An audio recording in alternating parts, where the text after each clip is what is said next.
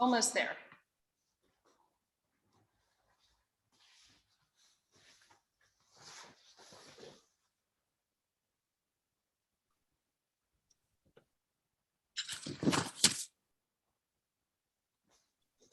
Okay, so we are starting out today's events with a performance called High Mountain, High Water by Ros Murray, who is on the screen beside me, and she is broadcasting from Ireland. So welcome, Ros. Welcome to everyone who is here on Zoom and also on the live stream. It's really nice to see everyone. Welcome to those of you who have joined us in the gallery to stream this together. I'd like to take a moment just to introduce Ros. So Rosalind Murray uses interdisciplinary art and writing to adventure in the moment, to explore and critique everyday concerns, and to intervene in her habitat. To share her studio and voice in the world, Ros often composes and performs live on the streets of New York, the River Barrow Track in Ireland, and many places in between, including the Bowlby International Memorial Conference, Mapping Meaning, who we're here with today, New Movements in Walking, Itinerant Arts Festival, and the Pari Center for New Learning with physicist David Peat. Ros has exhibited with the Cambridge Arts Council and in selected group shows in the US, Ireland, Northern Ireland, UK, Italy, and Norway. She curates for the Carlo Art Collection and is a founding member of CBUG, advocating for protection of the River Barrow Special Area of Conservation in Ireland. She's an alumna of the Rhode Island School of Design, Skowhegan, the Cooper Union Residency, and NCAD Ireland, and she's received awards from RISD, the Arts Council of Ireland, Carlow County Council, and has worked in collections in Ireland. So I want to say welcome to Ros. We're really excited about your performance. And before we get started, I just want to thank the Hedgelon Foundation, the Maryland State Arts Council, and Phi Beta Kappa Washington College chapter for sponsoring our exhibit and events. Thank you, Tara. Yes, thank you. I'm gonna just set up a few things here and we should be ready to go. Okay.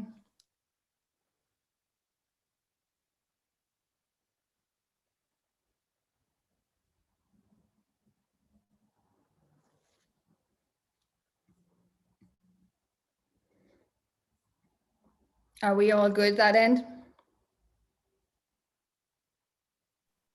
Almost there, almost there. I just want to say one last thing.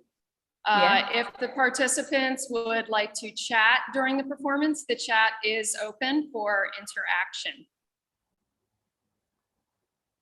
Thanks, Tara. Thanks everyone for coming.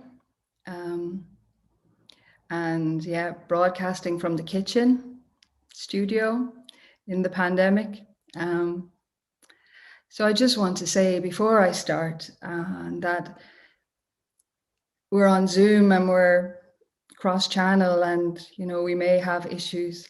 So I want to think about it as not as a sort of a linear performance, and not even really as a performance, more as an artwork, being in the studio, working things out, and you're here helping me to do that. So whatever kind of ripples that move in that, if I freeze, you know, it's okay. If we drop out, whatever parts that happen, if we go out and come in again, it's all part of playing with making art on Zoom.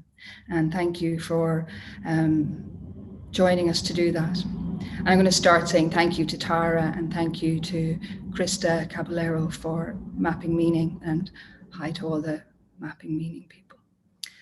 Okay, I'm going to start.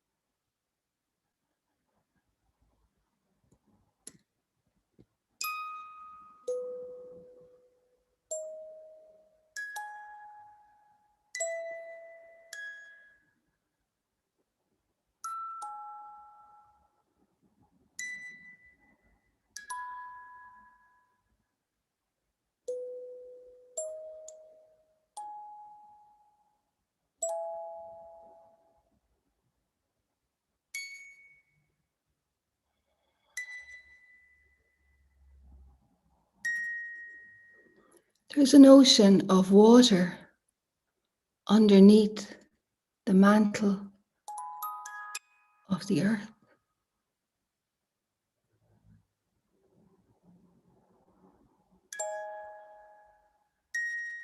It's not in liquid form.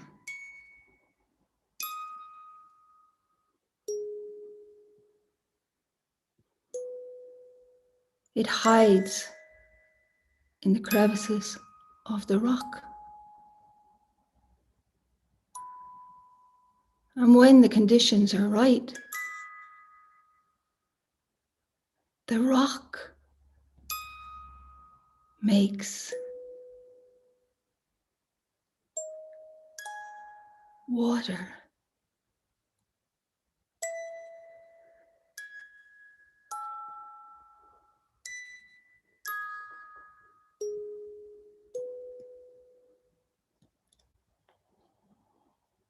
Irish-American poet Susan Howe calls the space between the image and the word a zone of contention. She describes this space as stage snow.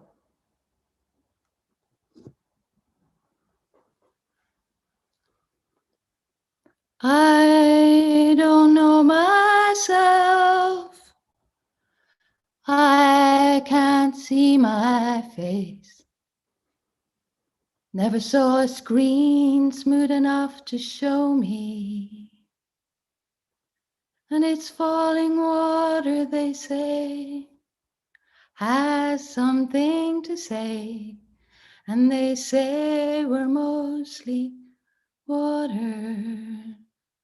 La la la la la. Maybe I'm falling. La la la la la. Could I be rain? La la la la la. The center's calling.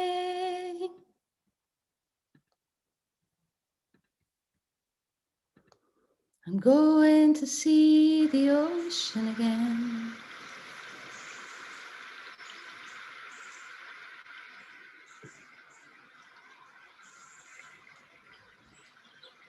I can't see my face. I don't know myself.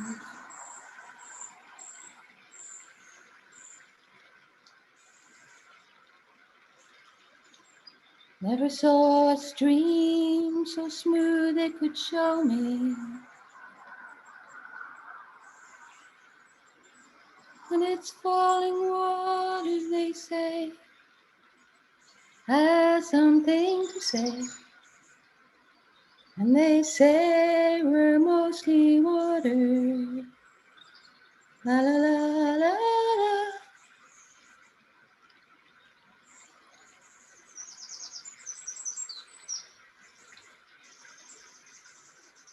The first time I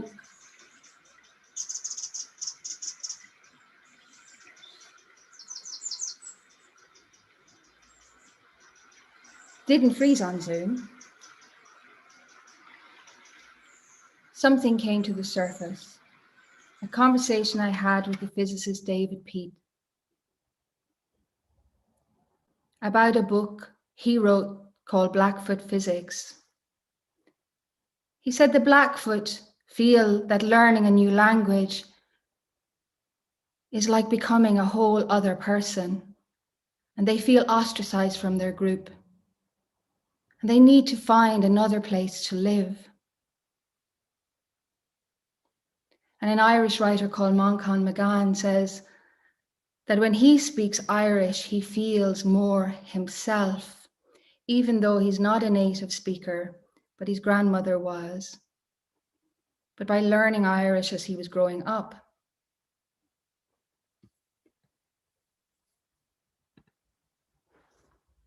he felt he inhabited himself. And I thought about What does it mean to lose your language? Or to have it eradicated or fuzzied up? And also that these days, I can't always remember how to pronounce water.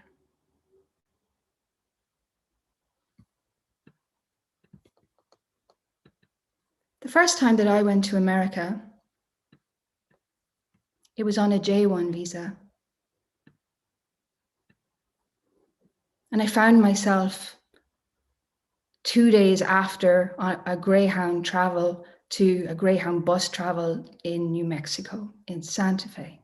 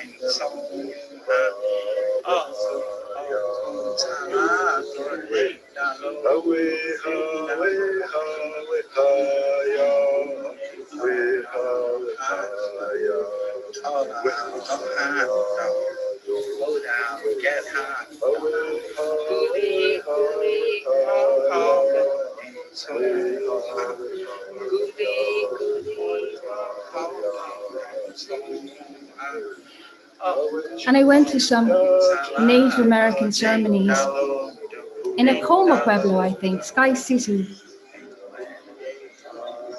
rain dances and other ceremonies. And I was really taken by the sound, by the rhythms. It turned something on in me, and the blue beings. And I drifted away from my group and met a girl my age. Her name was Pumpkin. I asked her about the blue beings and about the ceremony, but she explained to me that I shouldn't really ask those questions. But she gave me some information and took me home to eat with her family.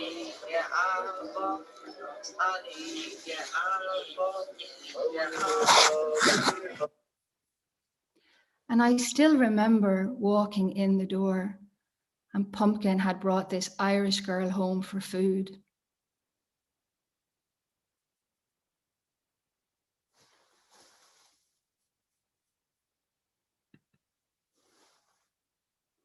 And Manka McGann says that, old languages like Irish and like Native American languages and certain languages that came across maybe from Siberia when that land bridge was there, the languages that are related to the land, the sounds that make the patterns, that make the world. So these old languages, they have much more fuzzy boundaries around what things mean. And he uses the example of flower particles, because when he was learning Irish and was starting to explore about it, he would put flour on the speakers, and then he would make recordings of himself and try and see what kind of patterns would happen out of the language. But he says that the word for a tiny speck of flour is cottonine. And it's also the word for the tiniest speck of physical life or a subatomic particle, something that brings goosebumps up on your skin when you ponder the interrelatedness of all things. And it also can be a corn husk or a snowflake. And it can mean an atom or something tiny that gets in your eye and irritates it.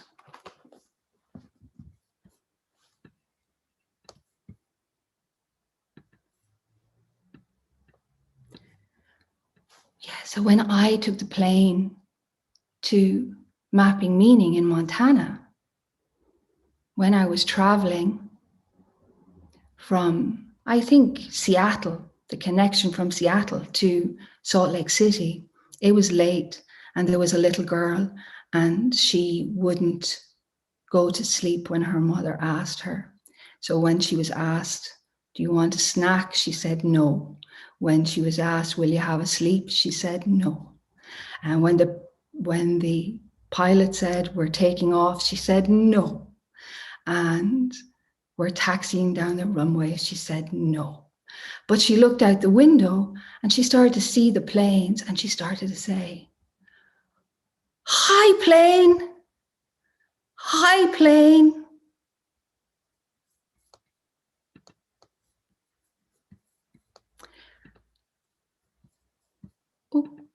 And when I got to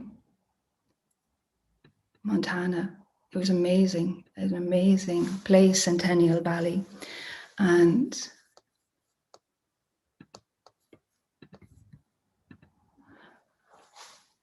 I said hi to the mountain.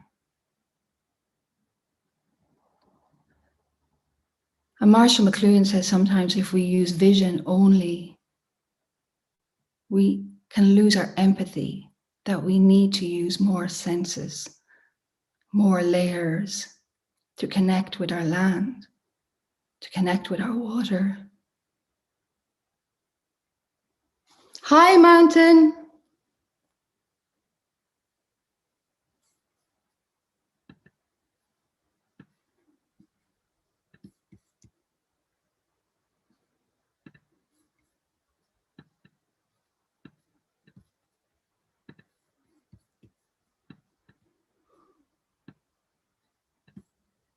Today I was on the riverbank watching dragonflies.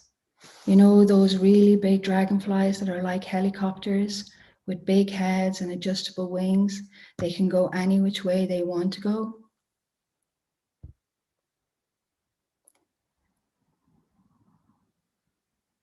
And if I were to do a drawing of a dragonfly like this, it would be like tracing the memory of a looping dragonfly flight in the air with my hands until it shoots off and comes back in a dip over my head and flies away.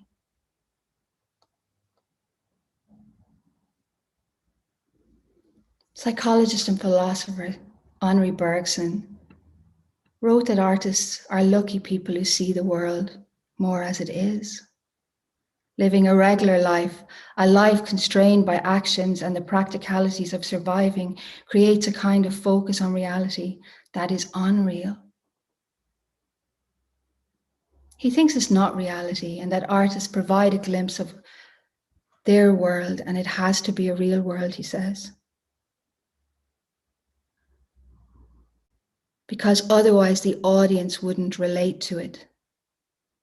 The artist facilitates that seeing, but the audience recognizes it as being somehow more real than real. So if what we think of is as reality is only a possibility, can art expand that canvas and break the frame of conditioning?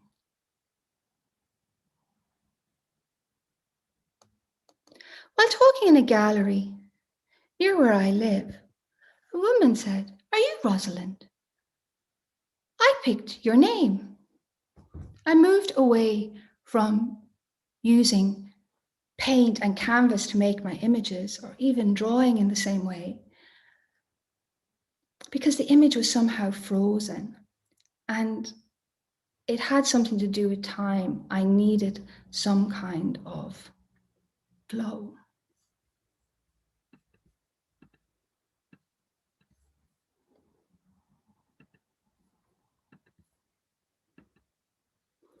So when we were in Montana, part of the work was also talking about the fact that there's no salt that doesn't have microplastics in it anymore. And I mean, plastic is just a tool. It's how we use it. But we have microplastics in us. And the chipmunk who ate part of my work had microplastics. More microplastics.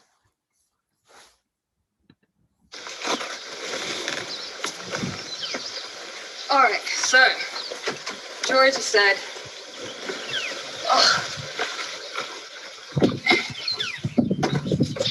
if she painted the mountain, you'll be hers.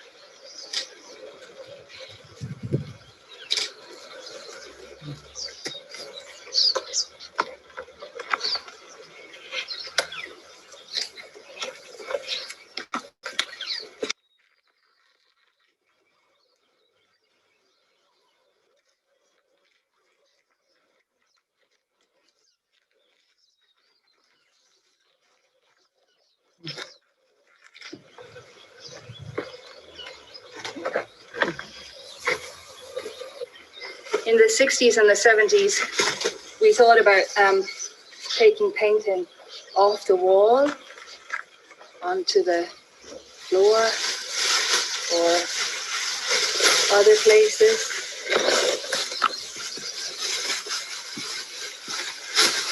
This is my plastic medium.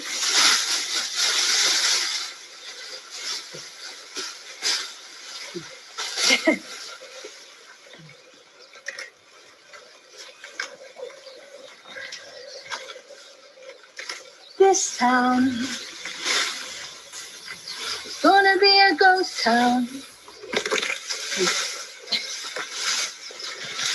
All the clubs are closing down.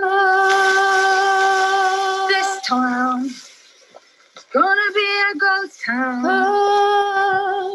Bands won't play no more. Too much fighting on the dance floor. This town is gonna be a ghost town. This town is gonna be a dance.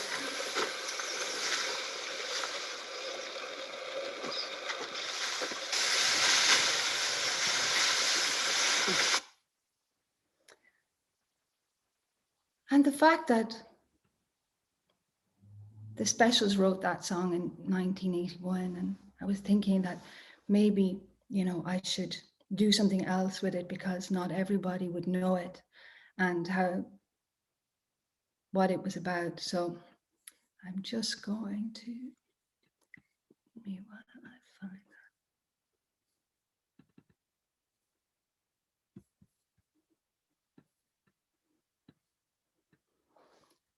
So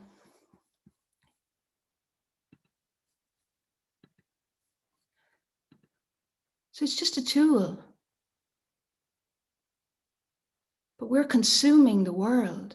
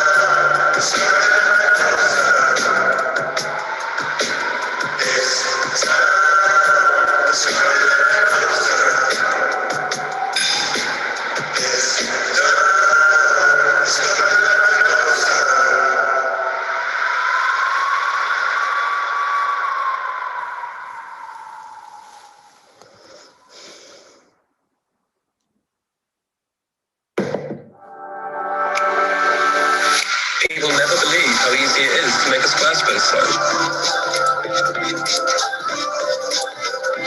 You can launch products live for people to buy within minutes.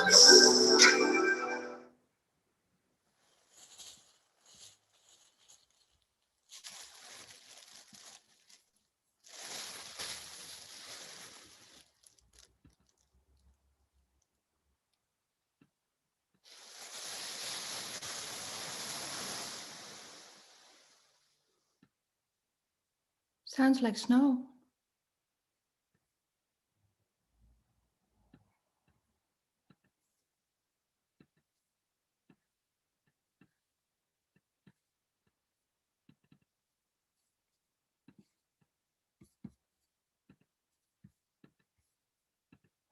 So you met my duck.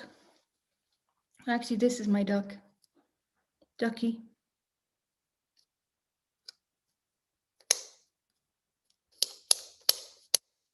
Measuring tape helps me measure the grids for my paintings.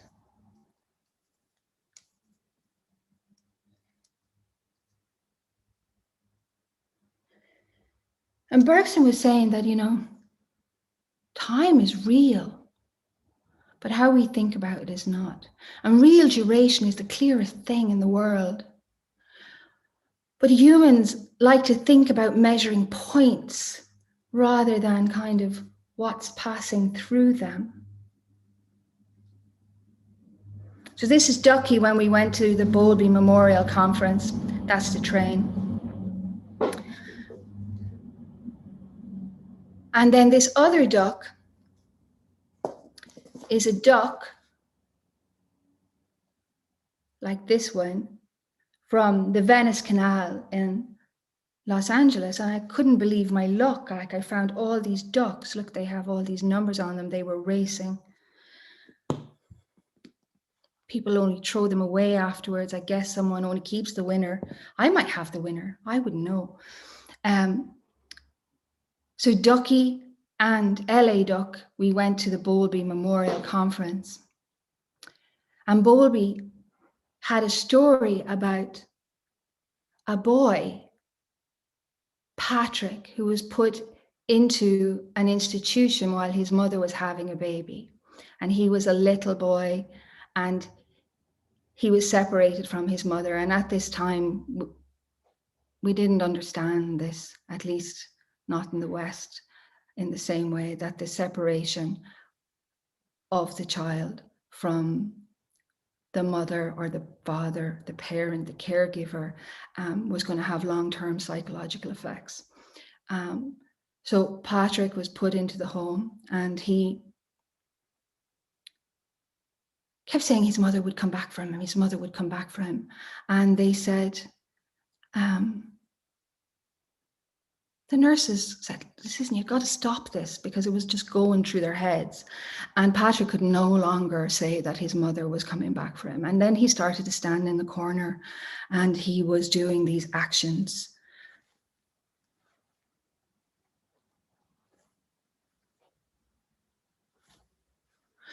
And it looked like it could be some sign of madness, until he realized that, like, what Patrick was doing was he was putting his hat on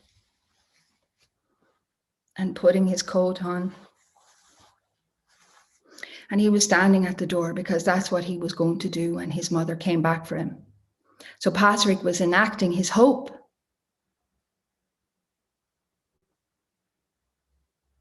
And that was the only way that he could do it. And at the Bowlby conference, we talked about shame. And at the time, I was thinking about the children at the border who had been taken away from their parents as they tried to migrate into the United States. And one particular little girl from Guatemala who had died. She was 7. And she was possibly dehydrated, but she had died after 2 days in one of these centers.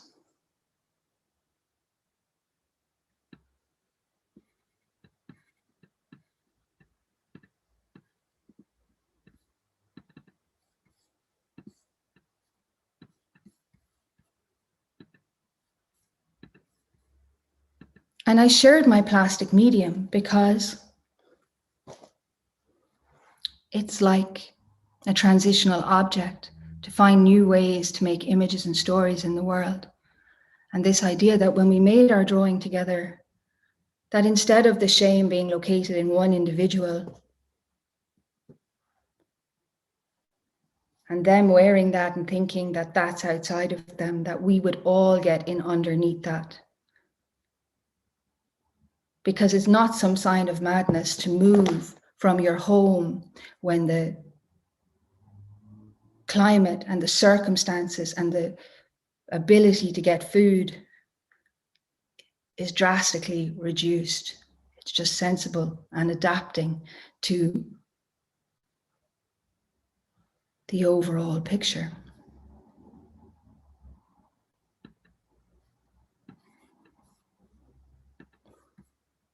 This town is gonna be a ghost town.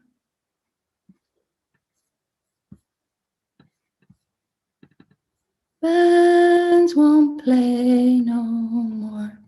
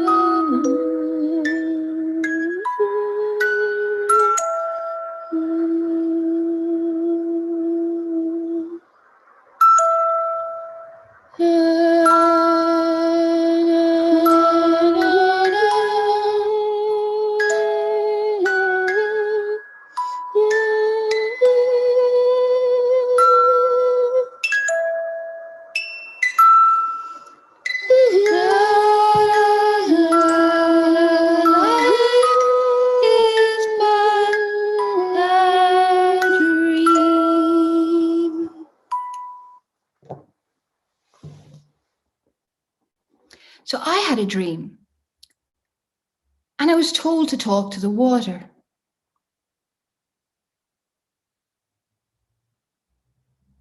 And I mean, I love water. So I thought I would give it a go, tell the water that I loved it. I mean, it's inside and out, 72% water. Makes sense. You know, I'm just treating myself well if I'm telling the water that things are good. But even just that, understanding that the water has memory, has consciousness, and might just be the most amazing computer in the world. Maybe the best way to think about languages is as the compound eye of a dragonfly. which sees through thousands of lenses at once, combining them into a single image. This is ultimately what words attempt to do, and old languages in particular have a range of field width in their lenses that offer greater perspectives and more unusual angles, allowing us to see underworlds and other realms, tap into the oceans that are in the crust.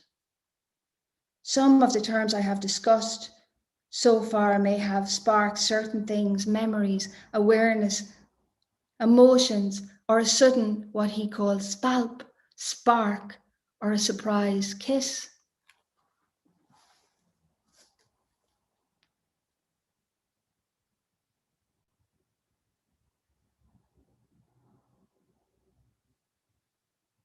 They're a little like looking at the world through the wing of a dragonfly. It's not really gridded at all. It's all interrelated.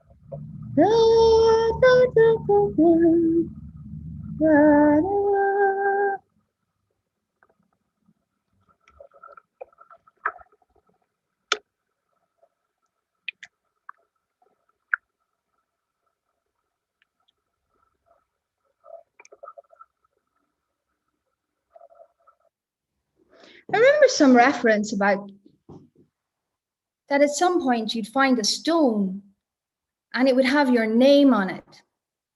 That you'd find your name in a stone. But if a stone makes water and water has stones, I mean, what I did learn is fish like songs.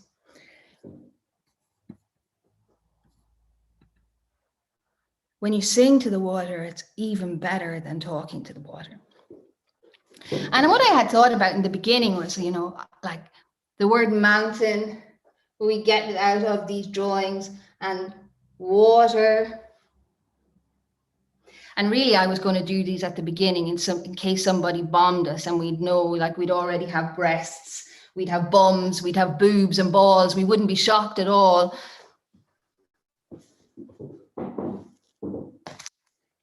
Digital world can be unpredictable.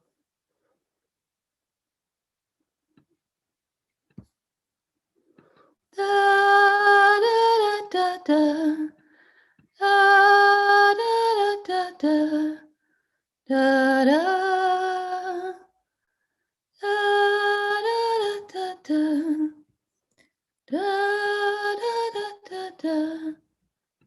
da. Woke in the night, downloading green mixed with words, living stones, soft as sea anemones, the green of finches from my home in Bestfield, or Santa Marta parakeets, the disappeared of Colombia. That's one for you, Ros. There's nothing like looking into the eye of a wild bird.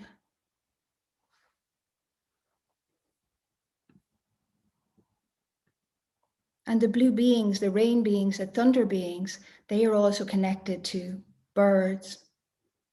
And that transition of the animal that can move between the land and the water. You know, like Ducky, image maker, sounder.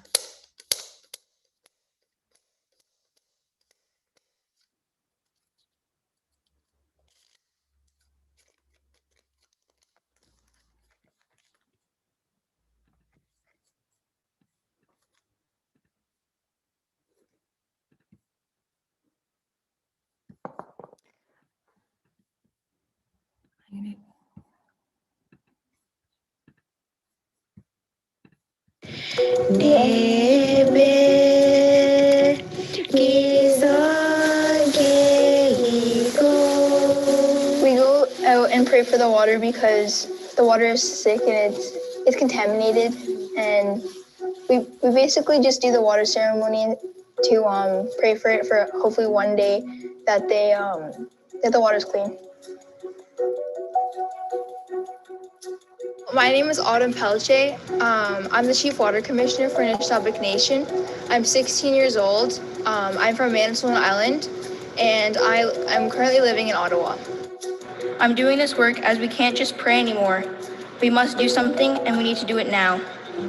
Water is a basic human right. Everyone deserves access to clean drinking water, no matter what our race or color is, or how rich or poor we are. When I was 8 years old, I was attending a water ceremony in a First Nations community. I asked my mom to go to the washroom, and all over the walls said, "Don't drink the water, not for consumption, boil water advisory."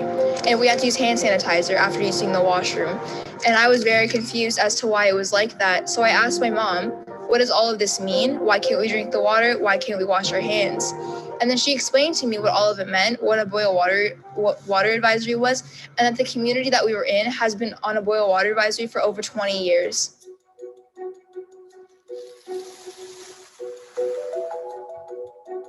I visited a First Nations community, I think, last summer, and it's at Awapiskat First Nation. They're a northern community in Ontario, and I had a chance to speak with the youth there. And honestly, some of the things they had to say were heartbreaking. They were really sad. One of the kids said to me that she feels bad that her grandparents, who are both over 70, have to walk every day 2 kilometers with buckets of water to get their water from a well that everyone in the community has to share. And honestly, that's terrible. Like, I went there and you wouldn't even think that you're in Canada. They're living it, like I said, they're living in third world conditions, and we're in a first world country. It should not be like this. In 2016, I was at the Assembly of First Nations in Gatineau, Quebec, and I guess you could say I told off the Prime Minister when I was 12 years old, and that's honestly one of my like proudest moments that I constantly look back to, because I felt like I really made an impact when I spoke to him. I was told to not say anything to him, just to give him the gift, but there was something in me that, like, this is my opportunity to say something. So I took the opportunity, and I said, I'm very unhappy with the choices you've made and broken promises to my people. And then he said, I understand that. And then I started crying. He said he will protect the water. And so with that, I'm going to hold him accountable to that as long as he's Prime Minister, because that's a strong promise to make, especially to a person like me. I like to say that's when you know something is wrong, is when a child speaks up. And that's when you have to do something to fix it, because we shouldn't have to be speaking up.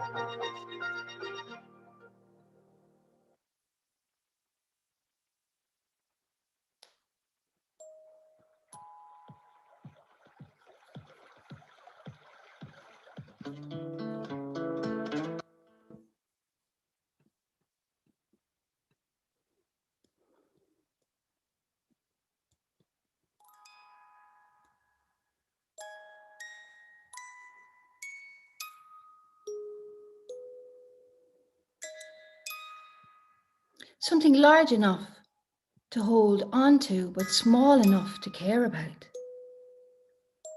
Can you hear me? Can you hear me? Are we leaving now? Hold on, take good care of yourself.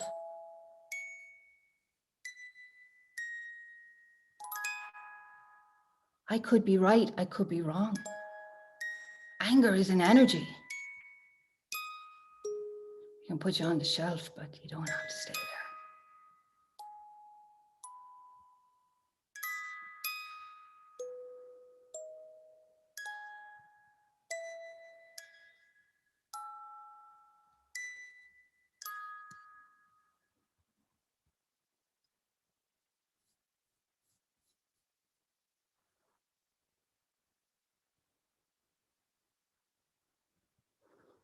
Thanks, everybody.